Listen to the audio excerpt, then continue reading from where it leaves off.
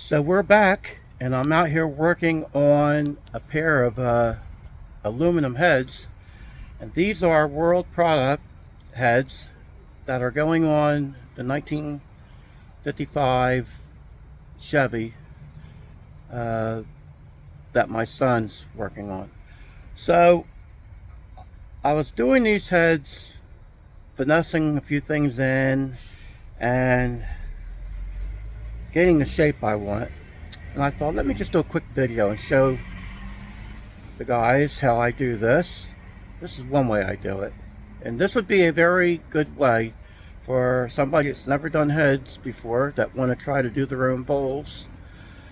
This would be a very simple method for someone. So let me show you what I have here. I have my trustworthy drill, and what I have here is one of these sanding rolls, and it comes in a package, a kit rather, with different sizes and different grits, and it comes with this little doohickey here if you buy the kit from Harbor Freight. Now you can just buy the sanding rolls separately, but what happens after you use these for a period of time, if you use them consistently, the rubber stretches out, and then you can't get, because that's what this is, rubber right here under this. It stretches out, and then you can't get the sanding rolls over top. So they're like $7 for the kit, so I just buy the whole kit in most cases. And if I really need more sanding rolls, I buy them separately. And then you can buy the sanding rolls in one particular grit. Like this is a 60, so I'll buy a pack of these, and I think it has 4 in a pack. And for the heavy cutting, when I'm trying to taper something in or cut some metal down as far as on the what we'll call the fast way of doing something, I'll use the more aggressive paper.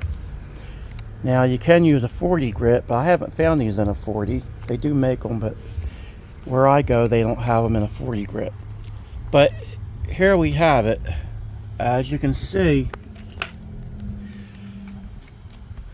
the bowls are not in the most consistent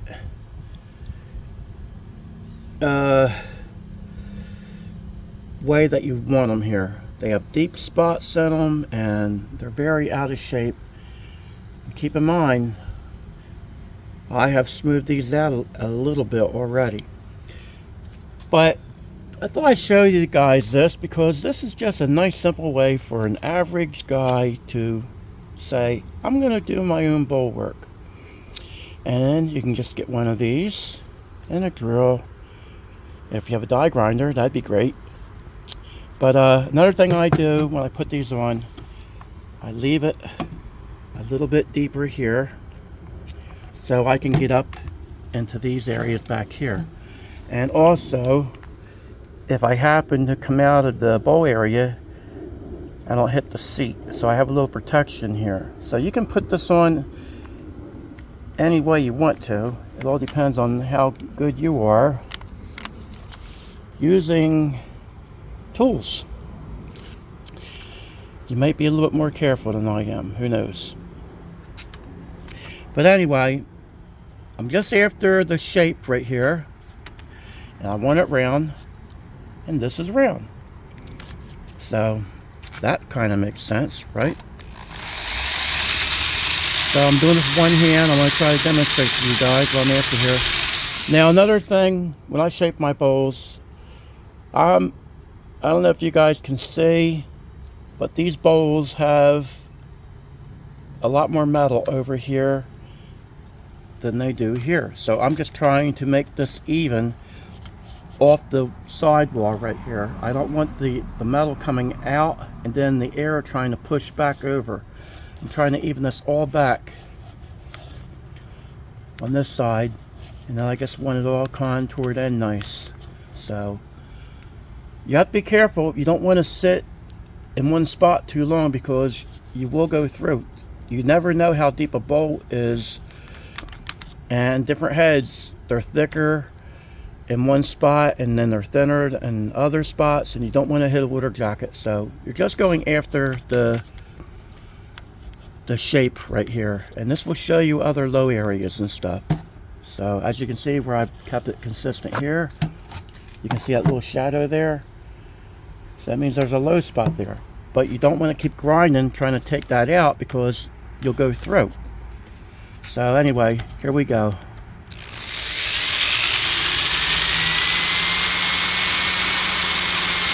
I don't run very high speed either. I keep the speed down because actually I have a mosquito trying to bite me. It actually will take more metal quicker at a lower speed than it will high speed. A higher speed has tendency to get the polish more than dig in. Because that all depends on what grit you have on your that all depends on what grit you have, how aggressive it is, and if it's going to, like if you had like a 120 on here and you ran at higher speed, then it's going to polish the bowl more than take any metal. That's the way of explaining that, I think.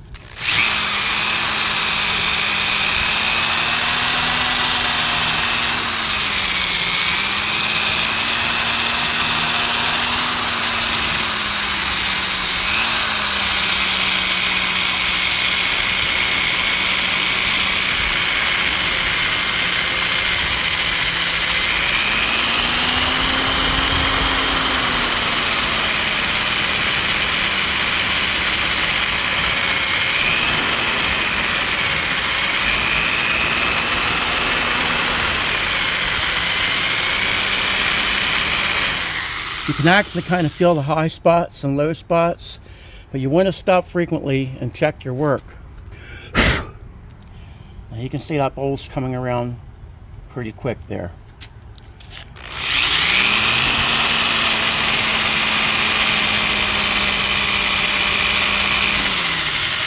This has a high spot right here, so that's what I'm after. I'm also trying to shape as I'm trying to get the roundness of the bowl here. So you're kind of feeling what you're doing as you're doing it.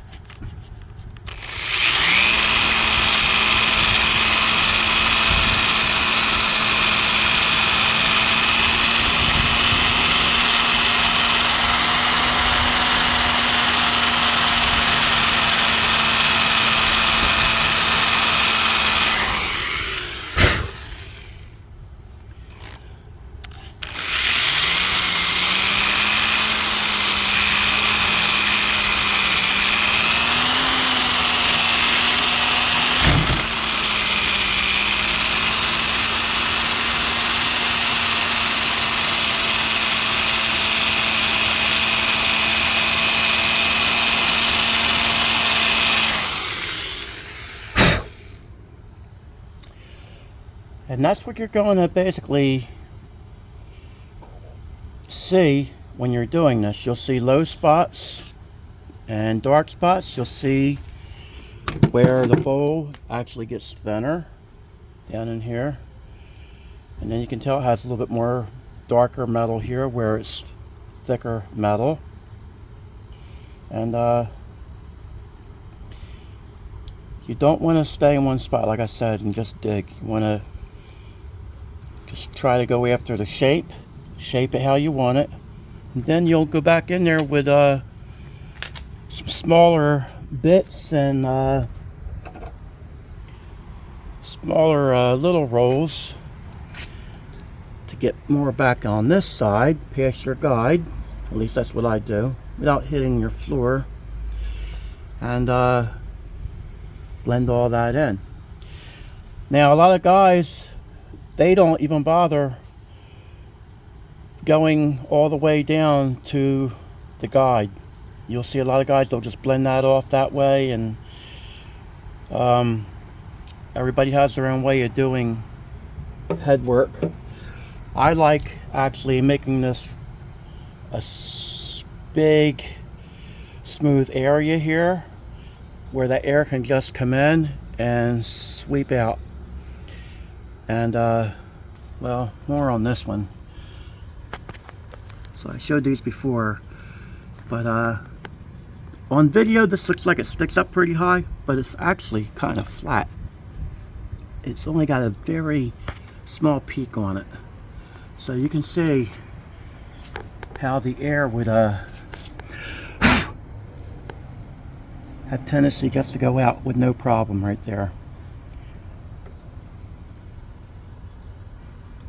So that's a big improvement for these heads, and I've showed this in other videos, but I just thought I'd show you guys how I do some of this work, and it might help somebody out that may be afraid to tackle doing their own bull work, and just use common sense. And even if you get in there and just do a little bit of cleanup, something's better than nothing. So that's how I always look at it.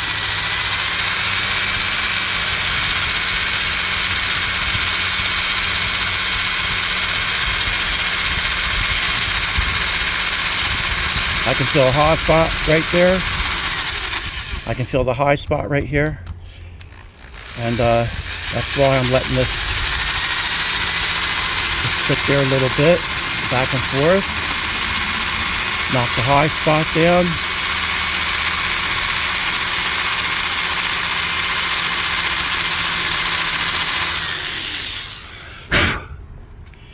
You can see where the high spot was, right back in here, where I was hitting.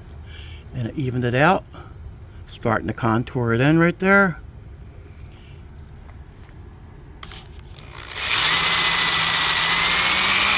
A lot better.